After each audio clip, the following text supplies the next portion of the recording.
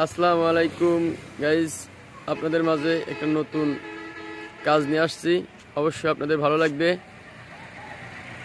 আমার এই কাজের ভিডিওটা যদি আপনারা সম্পূর্ণ না টেনে দেখেন, অবশ্যই আপনারা কিছু না কিছু শিখতে পারবেন।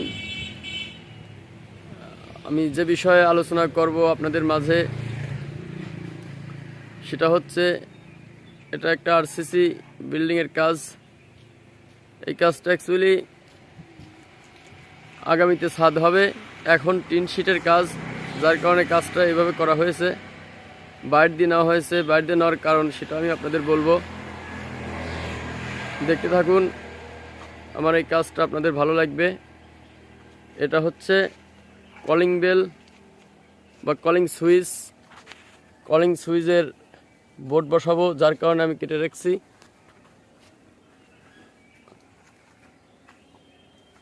আর ওখানে একটা বাল্বের পয়েন্ট রাখছি।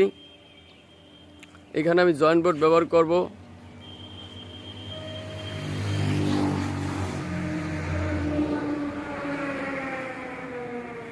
এটা বারান্দার সুইচ বোর্ড, উপরে ওটা আমার লাইট, বাল্বের লাইন। এখান থেকেই আমি ওয়ালটা কেটে ফুটা করে দিয়ে ব্যান্ড ব্যবহার করেছি, যাতে ভবিষ্যতে জয়েন্ট বোর্ড না লাগে, যার কারণে এখানে আমি ব্যান্ড দিয়েছি ওই পাশে বাড়ি করার জন্যে। এখান থেকে ওই পিসটি ফুটো হয়ে চলে গেছি, সেটাও এই পাশে একটা বাল্বের লাইন দেব। এই জন্যে এভাবে কাজটা করেছি, দেখতে পাচ্ছেন। ব্যান্ড ব্যবহার করেছি।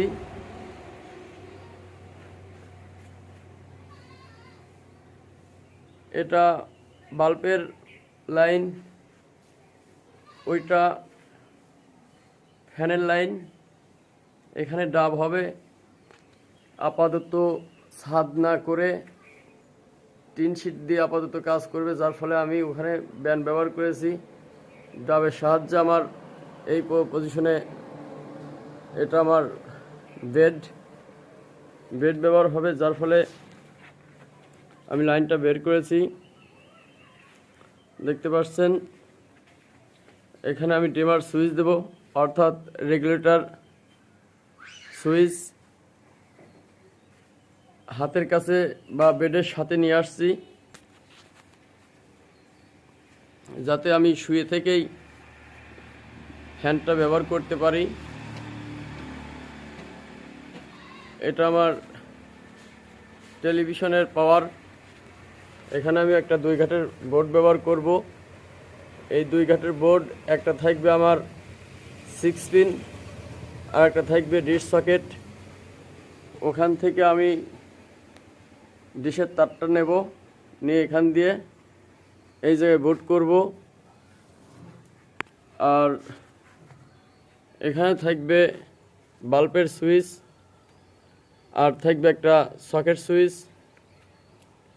সকেট সুইচ দেওয়ার কারণ হচ্ছে যাতে করে আমার কাজের সৌন্দর্য হয়, এবং একটা পাওয়ার থাকা একটা রুমের জন্য গুরুত্বপূর্ণ। আপনারা চেষ্টা করবেন এই বোর্ডের সাথে একটা পাওয়ার সকেট, সেটা হোক 2 পিন, হোক 3 পিন বা 6 পিন, যেটাই বলি, আপনারা ব্যবহার করবেন। অবশ্যই আপনার কাজ ফুটবে এবং ভালো লাগবে।